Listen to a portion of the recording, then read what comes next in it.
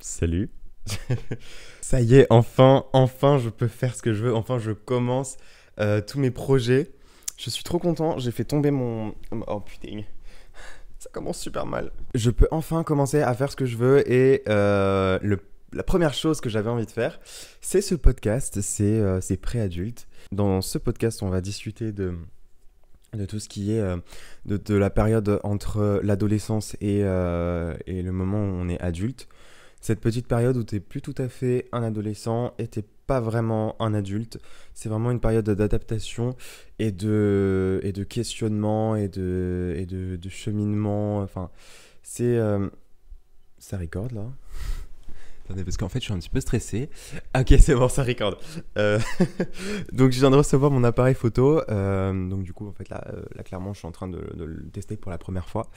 Donc, dans ce podcast, on va vraiment discuter de tout ça de manière posée, de manière au KLM, vraiment à l'aise. On va pouvoir voilà, échanger entre nous de toute cette période qui, franchement, casse les couilles et qui est vraiment galère. Galère, donc là je vais désactiver en fait, je vous explique mon téléphone, là on ne parle pas pendant que je suis en train d'expliquer ma vie et pourquoi elle est aussi tragique. J'espère qu'on entend bien, franchement c'est les premières expérimentations, donc s'il y a des trucs qui sont pas ouf, c'est normal, c'est juste que j'ai pas encore trop géré le truc là. Je pense que je vais faire des épisodes de 30 minutes à peu près, peut-être 45, ça dépend des sujets. Euh, et voilà, donc du coup ce podcast va être disponible sur YouTube et sur Spotify. Peut-être pas les autres plateformes pour le moment, mais si je vois qu'il y a une demande style Deezer, Apple Music, je sais pas du tout si on peut mettre des podcasts sur Apple Music, et ben je me pencherai là-dessus. Je verrai ce que je peux faire, mais pour l'instant ça va être YouTube et Spotify, donc comme ça vous pourrez faire votre vaisselle en même temps, faire un bouffer, je sais pas moi, jouer à la PS4, enfin faites ce que vous voulez quoi. Mais écoutez-moi, vraiment.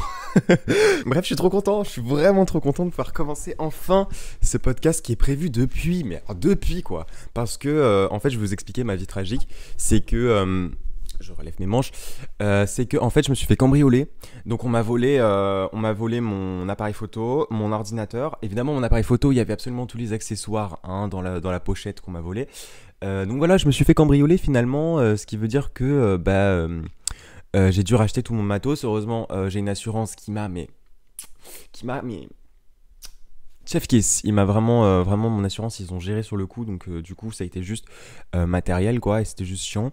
Et en plus c'était au moment où je commençais à faire mes projets, etc. Mais en fait vous savez quoi, je pense que everything happens for a reason, you know, et vraiment genre, c'est juste que ça devait arriver et que je devais un petit peu genre prendre de la maturité, voilà, vraiment utiliser nos traumatismes pour en faire des forces. Vous voyez ce que je veux dire? Donc du coup voilà, ça c'est fait. Je comptais faire le premier épisode de ce podcast sur le fait de devenir la meilleure version de soi-même. Mais en fait je vais en faire une autre vidéo parce que j'ai déjà tourné une vidéo là-dessus en 2022 et je l'ai jamais publiée parce qu'elle était vraiment très personnelle. Et bon, je vous en parlerai plus tard quand cette vidéo sortira. Mais en fait finalement je me dis que... mais why not? Pourquoi pas la sortir finalement avec mon expérience d'aujourd'hui, parce que ça fait des mois que je suis en train de me filmer avec mon iPhone pour dire ma vie c'est vraiment de la merde. Du coup, non, du coup, voilà, je pense que je vais sortir cette vidéo incessamment sous peu, dès que j'aurai internet finalement, parce que j'ai vraiment pas internet là. Le mec de la fibre, il arrive lundi. Euh, donc là, genre vraiment, je suis en train de me faire des partages de connexion avec ma 4G, sachant que dans mon nouvel appartement, ma connexion est absolument nulle à chier. Je ne capte rien, vraiment, je suis obligé d'aller à ma fenêtre de la salle de bain, de la cuisine, au-dessus comme ça, là, comme un malade avec mon téléphone pour pouvoir capter quoi que ce soit. Donc du coup, je pense que je vais un petit peu faire un mix pour ce premier épisode. Et je vais parler eh bien, du fait de quitter le lycée, finalement. De quitter le lycée, de quitter cette période scolaire d'adolescent, tout ça, pour le monde réel, pour la fac, ou pour autre chose, pour tout. Parce que, en fait, c'est ça. On va commencer là-dessus. Quand tu quittes le lycée, tu quittes un parcours qui est très linéaire. Tu quittes comment dire, un moule dans lequel on t'a coulé tel un gâteau, et en fait voilà, c'est la période collège, lycée, brevet, bac, c'est fini. Maintenant, tu peux faire ce que tu veux. Et c'est ça le truc que moi j'ai réalisé que il y a genre 3 heures. C'est qu'en fait, après le lycée, une fois que tu as 18 ans, tu n'es relié, tu n'es retenu par rien. Vraiment, il n'y a absolument rien qui te retient. Tu es juste un être humain totalement libre de tes choix et de tes expériences. Et en fait, tu fais ce que tu veux. Littéralement. Donc tu peux aller faire des études si ça te chante, tu peux aller faire maçon si ça te chante, tu peux aller au Guatemala si ça te chante, tu peux faire ce que tu veux. Waouh, c'est vraiment... Et c'est un truc que j'ai vraiment réalisé il n'y a pas très longtemps, c'est ce dégueulis de possibilités, comment... Tous ces chemins qu'il est possible de prendre, ça donne le tournis en fait. Ça donne vraiment le tournis, tu sais pas quoi faire de ta vie en fait à 18 ans, même à 16 ans, quand on te dit ouais, vas-y, choisis un parcours, ça va définir l'entièreté de ta vie. Mais moi je veux juste mon bac et je veux juste me casser d'ici en fait et arrêter de bouffer à la cantine. Parce que vraiment la cantine... Non, on va pas parler de la cantine, mais bon, bref. Alors, donc du coup, je pense que je vais vraiment faire cet épisode sur le fait de quitter le lycée et sur tout ce qui en découle. Parce que, voilà, il faut en parler, il faut commencer à dire les termes, en fait. Donc voilà. Bah écoutez, j'espère que ça vous a plu. Non, je rigole. Pour moi, en fait, le lycée, je l'ai vécu vraiment... Alors je sais pas si je l'ai vécu autrement parce que personne n'est vraiment très très bien dans sa peau à 16-17 ans.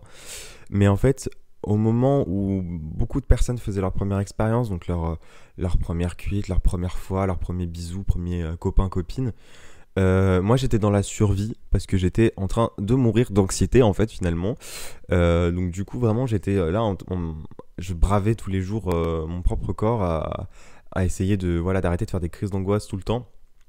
Et du coup, en fait, j'ai vraiment vécu cette période, donc c'est 3 ans de lycée, parce que j'ai fait 1 an de lycée dans un lycée, et j'ai fait ma première et ma terminale dans un autre lycée, où d'ailleurs j'ai rencontré des gens absolument exceptionnels. Si vous regardez ce podcast, je vous aime très très fort, sachez-le.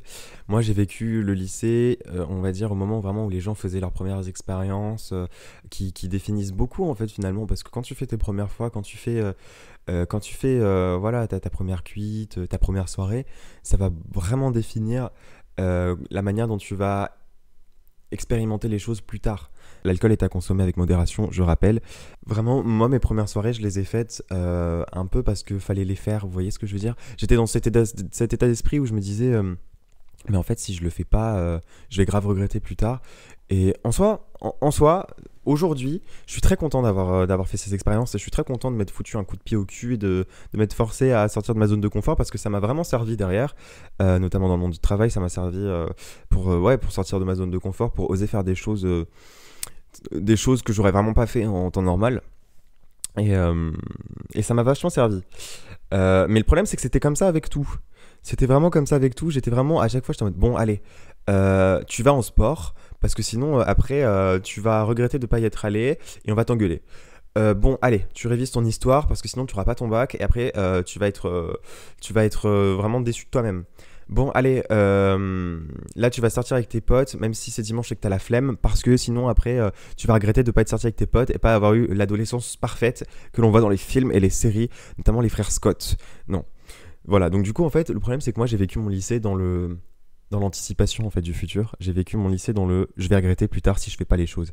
Et en fait, j'ai absolument pas profité de ce qui se passait au moment où ça se passait. J'ai absolument pas profité de l'instant présent et j'ai toujours vécu dans le futur, moi. Je suis toujours une personne qui a vécu par anticipation et j'ai jamais vraiment trop réussi à m'ancrer dans le présent, ce qui fait que j'ai loupé beaucoup de choses qui se passaient devant moi. J'ai loupé énormément de choses, beaucoup d'expériences. J'ai vraiment très peu profité de tout ça.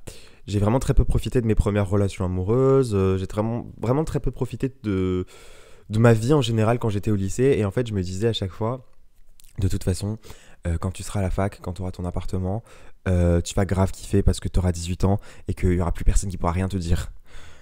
Alors c'est faux. D'accord, les gens vont quand même parler, que ce soit ta famille, tes amis, des gens que tu connais pas. Tout le monde va te dire ce que tu dois faire de ta vie, ce que tu dois faire de ton corps, de ton cerveau. Enfin, tout le monde aura quelque chose à te dire. Et en fait, le problème, c'est que moi, j'ai réalisé que trop tard, que ça n'avait absolument aucune importance et que la seule personne à qui je dois plaire, c'est moi. d'accord? Votre avis, j'en ai rien à faire, d'accord? Toi que je viens de rencontrer au fumoir d'un bar lugubre de Nice, je n'ai absolument rien à faire de ce que tu penses de ma personne, d'accord? Je ne te reverrai jamais, d'accord? Tu vas m'ajouter sur Instagram et le lendemain, on va se dire, t'es qui? Donc, non, enfin, en fait, on s'en fout. Mais le problème, c'est que j'ai réalisé ça, ouais, il y a 2 jours, quoi. Donc non, non, c'est trop en fait. Et du coup, quand j'ai quitté le lycée, vraiment, je suis allé dans la pire résidence universitaire de Nice. Ceux qui sont allés à cette résidence savent très bien de laquelle je parle, celle où il n'y a pas de toilette et où il n'y a pas de cuisine, ou alors la cuisine commune infestée de cafards. Voilà, je dis les termes, je dénonce. Bah j'ai pas plus kiffé, hein. C'est qu'en fait, je suis arrivé à la fac avec le syndrome de l'imposteur en me disant qu'est-ce que je fais là? Parce que moi, j'ai pas vécu mon collège, j'ai pas vécu mon lycée. J'étais dans le stress constant, donc c'était finalement, en fait, très vite, tu te dis, oula, mais j'ai loupé un truc là. Qu'est-ce qui s'est passé? Donc, non, man, ouais, là, j'ai clairement, excusez-moi, je m'allonge parce que, en fait, s'il vous plaît, en fait, je suis bien sur mon canapé rouge que j'ai acheté 50 € à Emmaüs, donc. Ouais, en fait, je suis arrivé vraiment à la fac avec ce syndrome de l'imposteur, déjà en sachant absolument pas ce que je voulais faire de mon cursus, parce que je suis rentré en infocom. Mais j'ai très peu choisi cette formation.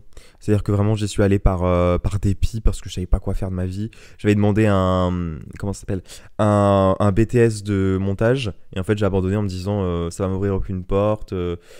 Mais oui, vraiment, je suis arrivé à la fac en me disant... en plus, j'avais l'air d'un enfant quand je suis arrivé à la fac, encore. Bon, là, je me suis rasé, donc j'ai encore un peu l'air d'un enfant. Mais avec ma moustache, ça va mieux maintenant. On dirait vraiment que j'ai 20 ans. Et d'ailleurs, quand je croise des adolescents, je suis en mode genre... Oh putain, ils ont l'air jeunes. Et c'est là que je me dis... Oh purée, j'ai loupé un truc, hein. Là, j'ai vraiment loupé un truc. J'ai absolument pas... Oh non, ils vont commencer à faire de la menuiserie à côté.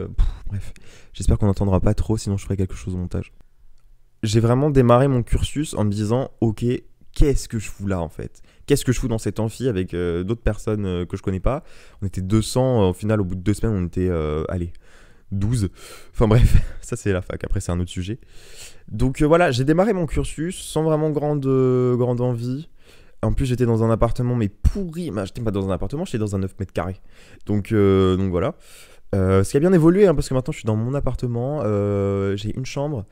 J'ai ma salle de bain. Non, je suis très bien. Je suis vraiment très très bien, comme on dit. Donc voilà. Et en fait, j'ai pas du tout réalisé que j'avais le choix. J'avais le choix de partir si j'en avais envie. Que j'avais le choix de me réorienter si j'en avais envie. En fait, je me suis toujours cantonné à un seul parcours sans vraiment prendre conscience que je faisais ce que je voulais en fait et que si j'avais envie de m'installer en Norvège parce que j'en avais envie, et ben, je pouvais le faire quoi. Si j'avais envie de trouver un taf, en vrai, j'oublie un truc, c'est qu'il y a eu la période du Covid qui nous a aussi beaucoup descendu le moral. Et en fait, avec cette période de Covid, je suis devenu très apathique. Et c'est là que j'ai commencé TikTok. C'est là que j'ai commencé à faire des vidéos sur TikTok qui ont plu parce que je me faisais déjà dans un premier temps très chier. Et dans le deuxième temps, j'avais envie de parler de ce que je ressentais pour la première fois, quoi. Parce qu'en fait, je me suis toujours un peu caché derrière des images, derrière un masque facial on va dire, enfin pas le masque aux noix de coco là, je sais pas quoi là, mais un masque au sens figuré, vous avez compris. Putain, je vous prends vraiment pour des cons là, je sais pas pour qui je me prends. Quand tu quittes le lycée et que tu arrives dans cette période de vie qui est entre l'adolescence et le moment où tu es adulte, parce que je sais pas, l'adultère, c'est pas l'adultisme, je sais pas comment ça s'appelle, l'âge adulte quoi, on va dire l'âge adulte, voilà. Quand tu arrives entre l'adolescence et l'âge adulte, on va rétablir une vérité, c'est que t'as plus de potes. Vraiment, t'as plus d'amis, t'as plus de potes en fait. Parce que tu réalises que tes potes, c'était des 8h, 18h. Et en fait, tu te dis merde, j'ai plus aucun lien avec personne. Bon, moi, j'ai vraiment la chance d'avoir des amis sur qui je peux compter aujourd'hui, qui sont vraiment des amis très très proches et qui sont vraiment comme ma deuxième famille. Mais le glas a sonné, il est l'heure de souper. Bon, excusez-moi, je suis à côté de la cathédrale, donc bon, excusez-moi, les bonnes sœurs m'appellent.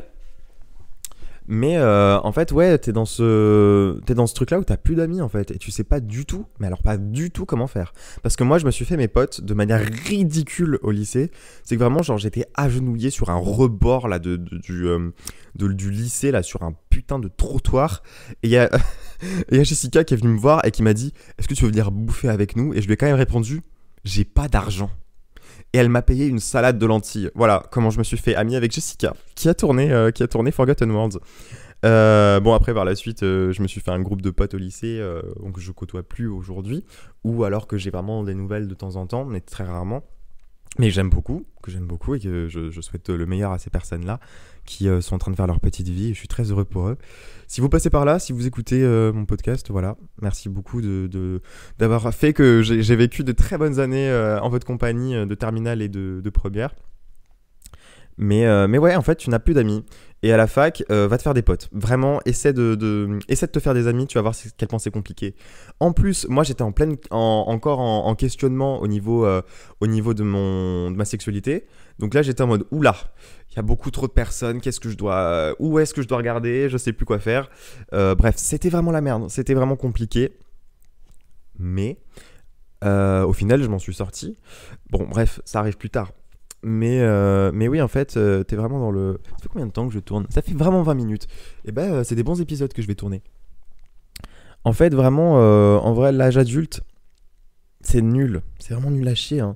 Moi, je pensais vraiment qu'il allait avoir un banger à la fin de toute cette souffrance que j'ai vécue à l'école et au collège. Mais non. Non, non, c'est tout aussi... En fait, c'est tellement plus...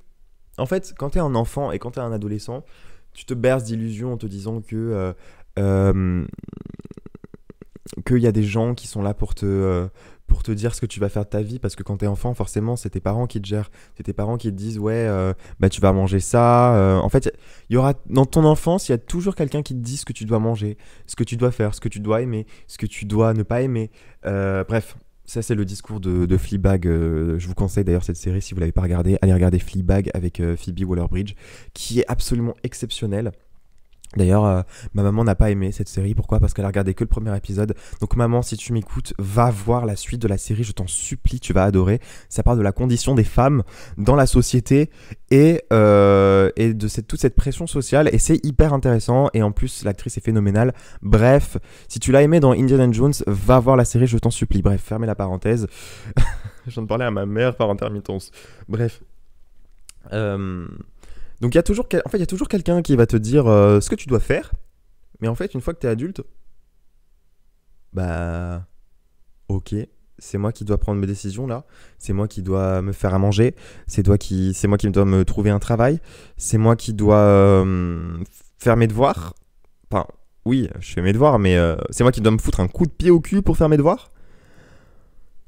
Ok, d'accord, super, bon bref. J'ai pas très envie d'être là en fait. Donc du coup ouais, en fait c'est cette période, ce laps de temps entre l'adolescence et l'âge adulte, c'est le moment où tu te rends compte que toute ta vie tu t'es bercé d'illusions et que maintenant tes décisions c'est toi qui dois les prendre. Et ouais ma cocotte, c'est toi qui dois te lever le matin et aller en cours, et y a personne pour te dire allez lève-toi, à part toi-même, tu vois. À part si tu te mets une alarme sur ton téléphone de Amélie qui va te dire bouge-toi ma cocotte. Non, c'est trop d'inconnus. En fait, entrer dans l'âge adulte, c'est trop d'inconnus. C'est trop de pression d'un coup. C'est trop de. En plus, au lycée, on nous forme pas du tout à, comment dire, waouh, je me suis défoncé le doigt.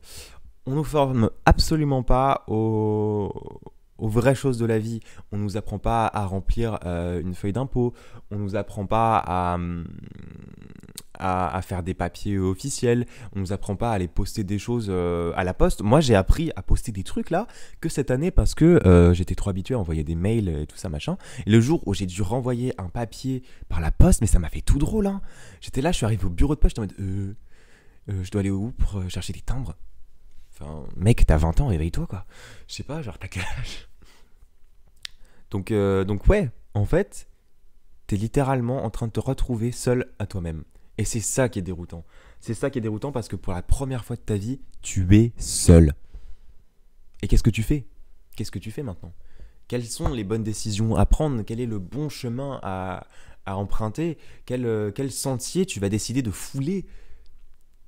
Eh ben, je vais vous dire la vérité, moi. Moi, je vais vous la dire. Il n'y en a pas. Vraiment, votre chemin, c'est vous qui décidez de le créer. Vous n'allez pas suivre un sentier tout tracé toute votre vie. C'est pas possible, ça n'existe pas. Il y aura toujours des choses qui vont vous tomber dessus. Il y aura toujours quelqu'un qui va venir changer votre perspective des choses. Il y a toujours... ça, on en parlera dans un prochain épisode. Mais il y a des personnes qui sont énormément formatrices.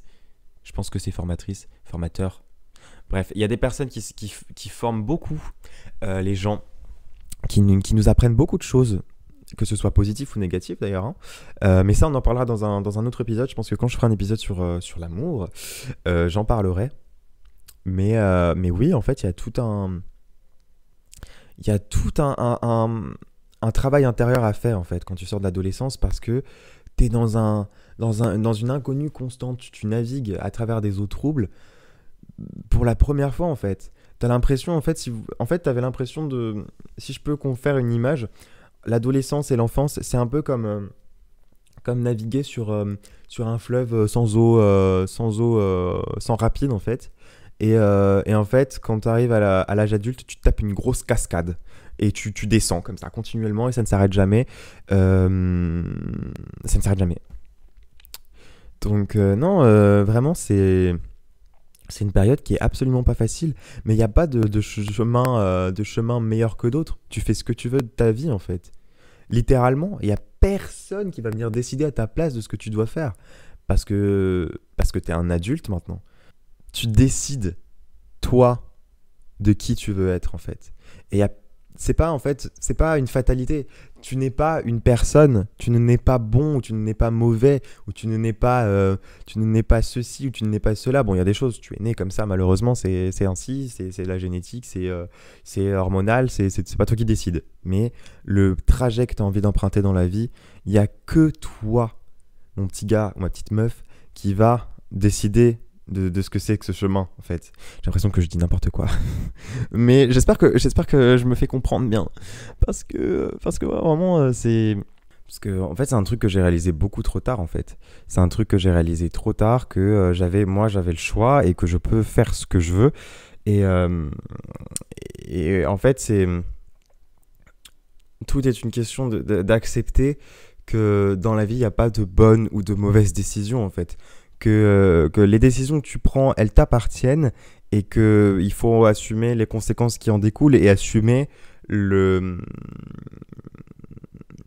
accepter le chemin que tu prends en fait. Et c'est quelque chose que moi personnellement j'ai vraiment mis du temps à comprendre et vraiment mis du temps à assimiler, parce que j'étais je suis toujours encore tellement je suis tellement dans le truc de j'ai envie de plaire à tout le monde et j'ai envie que tout le monde me kiffe et j'ai envie qu'on m'idolâtre à mort, donc je vais faire ce qu'on attend de moi, qu'en fait je suis en train de m'oublier complètement en fait. Je suis en train de totalement oublier ce que je suis, mais les valeurs que je veux défendre.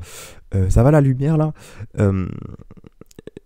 C'est ça le problème, c'est que je suis vraiment dans le truc de je veux tellement qu'on m'aime et je veux tellement qu'on m'apprécie que je vais faire ce qu'il faut pour le faire, au lieu de faire ce qu'il faut pour que moi je m'aime en fait et que j'aime ce que je fais. Parce que à quoi ça sert de se réveiller le matin et en se disant putain j'ai hâte d'être ce soir? Il est où l'intérêt? Où est l'intérêt de vivre une vie dont tu n'as pas envie? Ça n'a aucun sens. Enfin, je pense que vous êtes d'accord avec moi. Mais le problème, c'est que c'est vraiment un truc que moi, ça a été compliqué. Hein. Ça a été compliqué. Et aujourd'hui, si on me dit, ouais, en fait, non, tu vas faire ça, je vais être là en mode genre, tu vas pas me dire ce que je dois faire, en fait, ma petite Séverine. Non, mais personne va me dire ce que je dois faire, en fait. Personne va me dire, ouais, tu vas être ça dans la vie. Pardon. C'est pour ça que moi, les conseillers d'orientation, alors... Je sais que vous faites un métier qui est pas facile, mais vraiment, genre, faut que vous vous remettiez en question, hein, parce que, t'aimes quoi? Je sais pas, j'aime bien écrire, j'aime bien faire du cinéma et tout. Ouais, mais c'est pas un métier, ça. Je voudrais faire des films et tout. Non, mais comment tu vas gagner ta vie? Tu vas faire comment?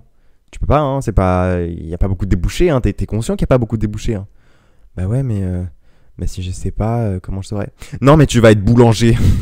Enfin bref, vous voyez, moi c'est pour ça les conseils d'orientation, ouh là là. Mais bon, bref, ça, on en parlera dans un truc un peu, dans un autre épisode un peu plus spécialisé là-dessus. Et écoutez, je pense que ça m'a fait un bel épisode là. J'ai pas mal de matière. Donc ça va être vraiment un épisode d'introduction à tout ce que je vais aborder dans ce podcast. Tout ce dont j'ai envie de parler. J'ai prévu une dizaine d'épisodes. Où est-ce que j'ai foutu mon téléphone? Il est là-bas. J'ai prévu une dizaine d'épisodes. Je pense qu'il y en aura un par semaine ou un toutes les 2 semaines à peu près. Euh, ça dépendra de si je dois surcharger le marché ou pas.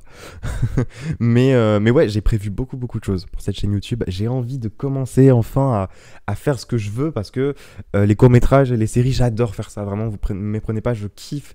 Mais c'est beaucoup, beaucoup, beaucoup de boulot et énormément de prise de tête aussi. Parce que certes vous avez le produit fini mais vous voyez pas tout ce qui se passe avant, l'écriture que moi j'écris, je peux écrire jusqu'à 6h du matin si je suis lancé, donc vas-y, va travailler après. Le montage qui est absolument colossal, je vous raconte pas ce que j'ai vécu avec Ton monde est plus encore, et le pire je pense que ça a été Forgotten Worlds, le dernier destin. Non, le soleil noir avec la scène de la voiture, parce que vraiment ce qui a été des effets spéciaux, pour ce qui a été de faire cette scène avec le fond vert, mais alors, je vais pas vous raconter l'enfer que j'ai vécu. J'aimerais bien faire un VFX breakdown. Le problème c'est que j'ai perdu les rushs, ils sont dans un disque dur qui est mort. Top. mais oui, en fait, vous voyez que le produit fini.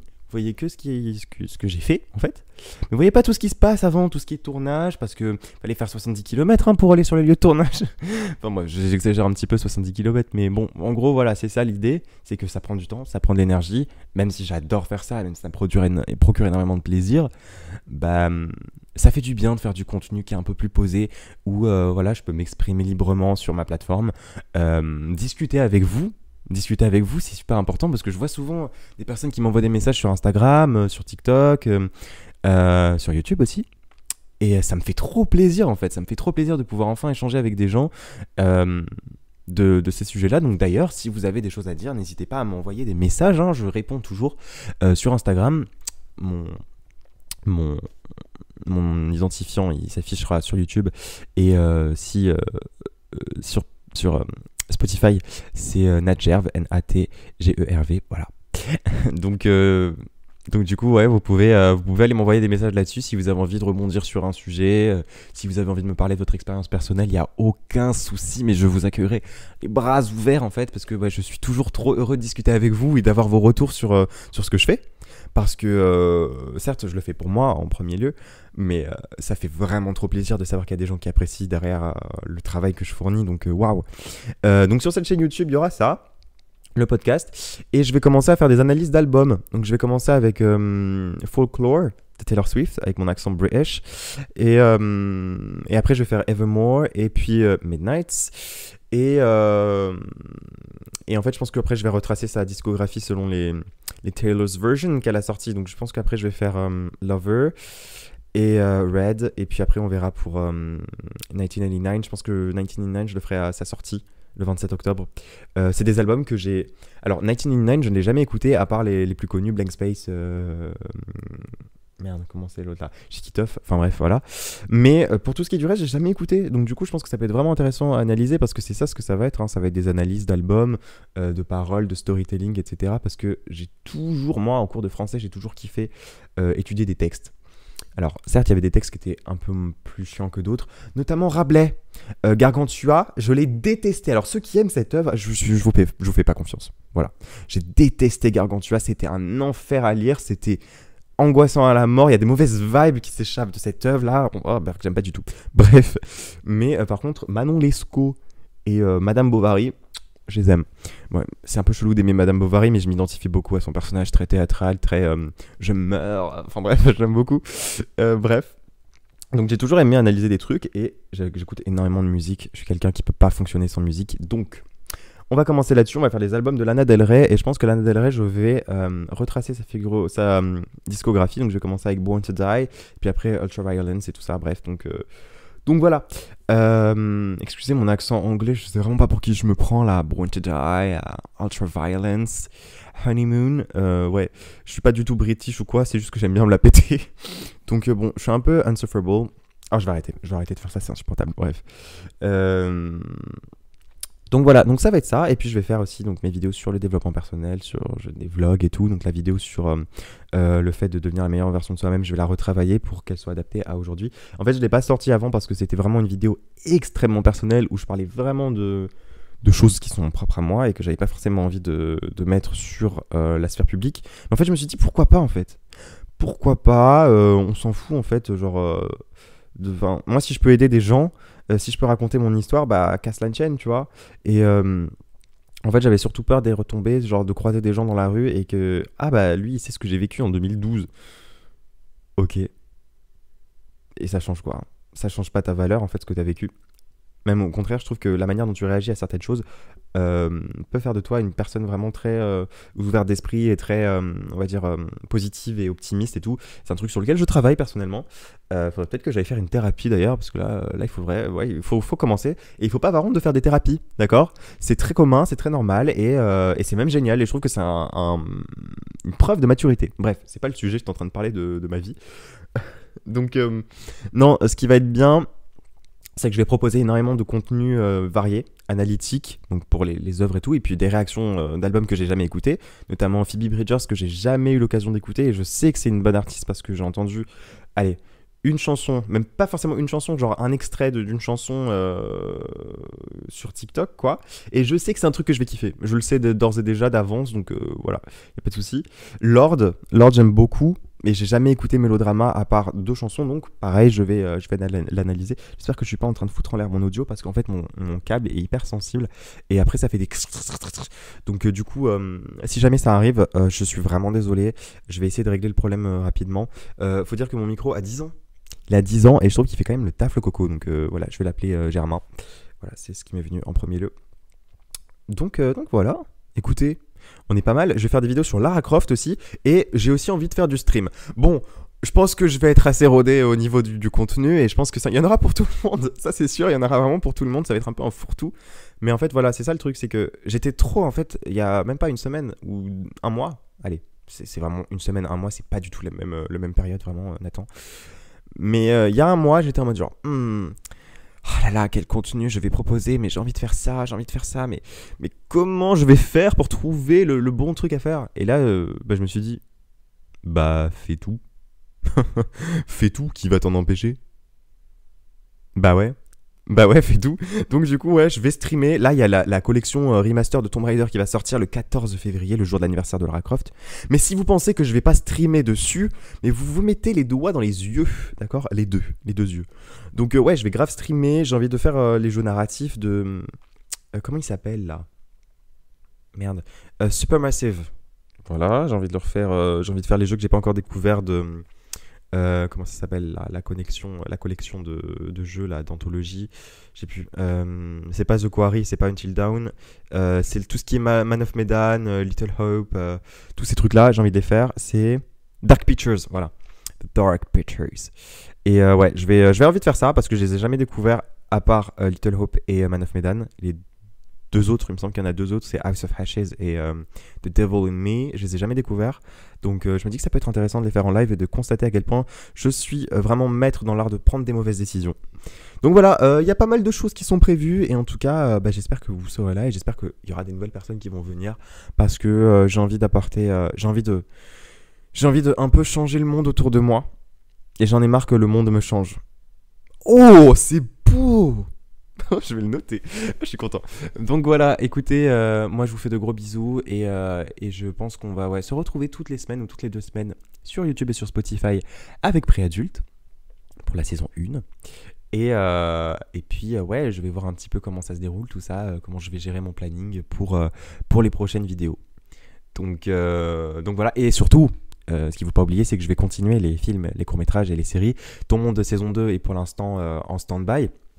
On a tourné beaucoup, mais il manque quelques scènes et que je peux pas, malheureusement, je peux pas sortir la série sans ces scènes-là. Donc ouais, ça va se faire, je pense, Alors, Ton Monde saison 2, j'aimerais vraiment la sortir en fin d'été, 2024. Donc c'est vraiment un projet à long terme. Et en plus, du coup, ça permettra de retrouver les personnages après un long laps de temps. Donc ça va être cool. Et ouais, écoutez, il y a pas mal de choses qui arrivent. Et notamment, je vais vous le teaser, donc ça, ce sera pour les personnes qui vont écouter le podcast jusqu'au bout. Forgotten Worlds 3. Voilà, donc il y a plein de choses qui se préparent. Je suis trop content, je suis trop excité. Et écoutez, n'hésitez pas à venir me suivre sur les réseaux, à venir me parler en DM si vous avez un truc que vous avez remarqué, si vous avez envie de rebondir sur un sujet, et surtout si vous avez des critiques à faire quant à, je sais pas moi, l'audio, la vidéo. Enfin, si vous avez un truc à me dire, vraiment n'hésitez pas. Tant que c'est dans la bienveillance, bien sûr que oui. Donc voilà, écoutez, il faut aussi que j'arrête de dire, donc voilà, écoutez, parce que vraiment, je pense que je l'ai dit 12 milliards de fois. Mais bon, écoutez, putain. Bon allez, j'arrête. Je vous dis à très bientôt, je vous fais de gros poutous, et écoutez, profitez bien de votre journée, de votre soirée. Si vous étiez dans le bus, voilà, j'espère que vous avez mis le son bien à fond pour que tout le groupe puisse en profiter. Bisous à tous, et à très bientôt. Je vous aime très fort. Même si je vous connais pas, je suis sûr que vous êtes des super personnes, donc je vous aime déjà. Voilà. Signez votre ami que vous ne connaissez pas encore.